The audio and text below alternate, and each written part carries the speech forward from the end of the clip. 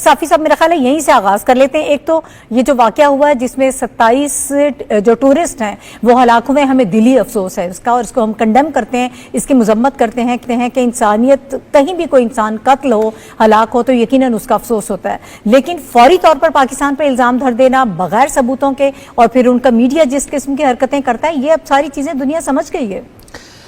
جی دنیا تو سمجھ گئی ہے, لیکن بھارتی ریاست کا جو مکرانہ طرز عمل ہے اس میں دن بدن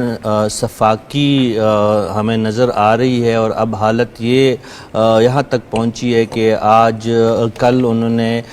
پہلگام میں اپنے ہی شہریوں کو جو موسٹلی مقبوضہ کشمیر سے باہر کے سیاح تھے, ان کو ایک فالس فلیگ آپریشن میں مار دیا گیا ہے. اور یہ اس بونڈے انداز سے یہ آپریشن کیا گیا ہے. ران نے ایک ایسی بونڈی حرکت کی ہے کہ خود آپ نے دکھایا کہ بھارتی عوام ہی اپنی حکومت اور اپنی ایجنسیز اور اپنی سیکیورٹی فورسز کے خلاف چیخ اٹھی ہے. اب یہ دیکھیں, بھارت کا یہ جو فالس فلیگ کا جو شوق ہے یہ آج کا نہیں ہے, کچھ کا تو آپ نے ذکر کیا, بلکہ یہ کہانی اگر آپ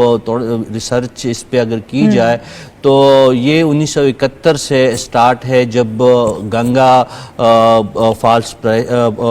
فلیگ آپریشن کیا گیا, جس میں ایک بھارتی جہاز کو ران نے اغوا کر کے پاکستان پہ فضائی پابندیاں لگانے اور پاکستان کو دباؤ میں لانے کی کوشش کی.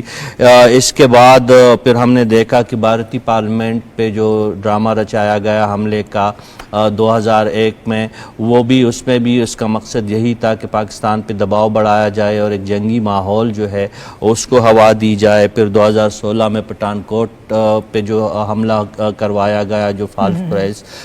فلیگ آپریشن ران نے ترتیب دیا, وہ بھی بعد میں پھر خود ہی یہی جو میڈیا آج جو بھارتی میڈیا جو چیخ رہا ہے, پاکستان کے خلاف زہر اگل رہا ہے, ہرزہ سرائیہ جو کر رہا ہے, اسی میڈیا نے پھر پٹھان کوٹ اور اس سے پہلے جو واقعات تھے اس میں یہ تسلیم کیا کہ یہ سارے جو تھے وہ جھوٹے آپریشن تھے اور بھارتی ایجنسیز کے تشکیل کردہ تھے.